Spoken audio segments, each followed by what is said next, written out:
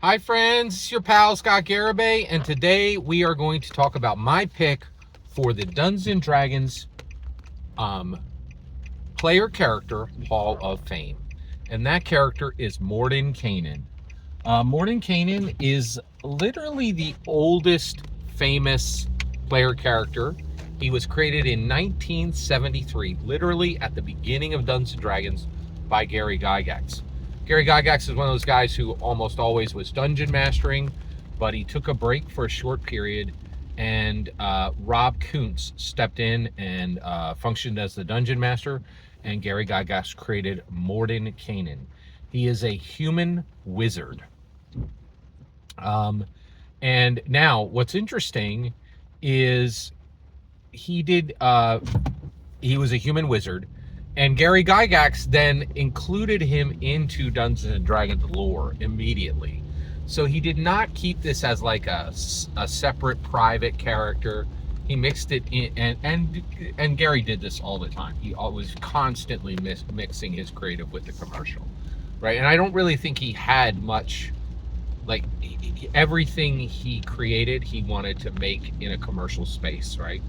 So Gary Gygax actually lost control of Mordenkainen in 1986 when he and this is important, he left TSR. He was not fired, he was not kicked out, he left, right? That's very important. He had every opportunity to remain. He did not. He chose to leave, right? And the person that he picked to be in charge carried Dungeons and Dragons forward. Lorraine Williams had been handpicked by Gary Gygax to be the future of Dungeons and Dragons, and she was. She did a fantastic job from 1986 to 1997. But Lorraine realized the value of Mordenkainen, and he is incredibly valuable, right? And actually, he's probably what I would say he's probably the most. Oh, you know what? He's not the most. He's not the most lucrative Dungeons and Dragons character. That I'm not gonna. You know, I'm not gonna. He is. He is definitely not. There's a different one. But this video is about Mordenkainen. I'll leave that. You'll come across that. I'm sure I'll do a video on that other character, the most lucrative Dungeons and Dragons player character ever. Um, Actually, that's a good question. You know what?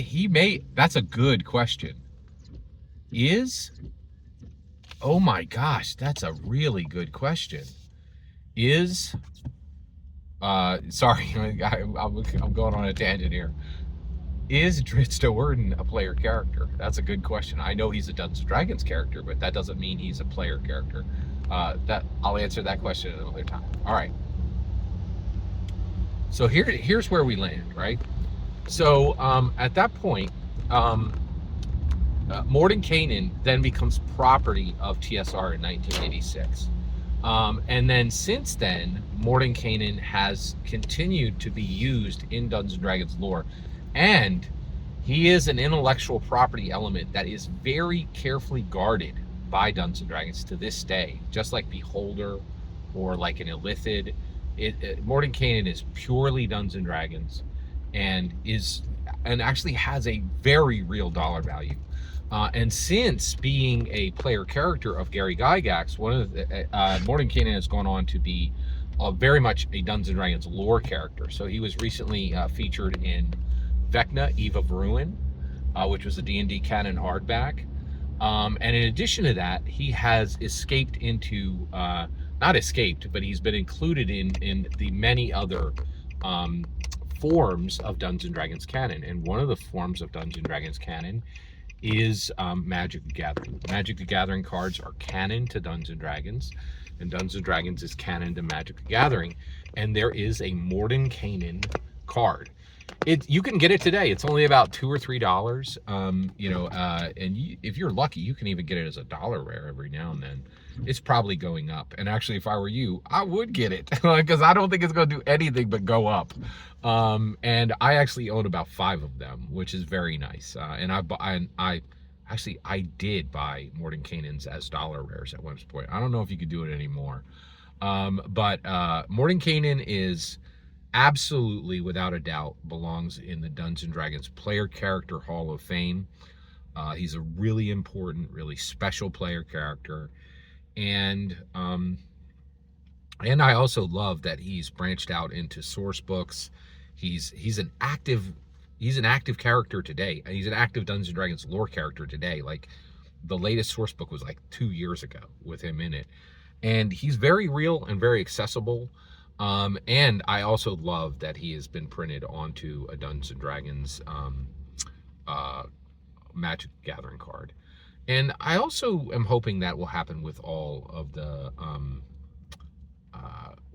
the Dungeons and Dragons Player Character Hall of Fame player Character Hall of Fame picks. I think they all deserve to have their own Magic Gathering card.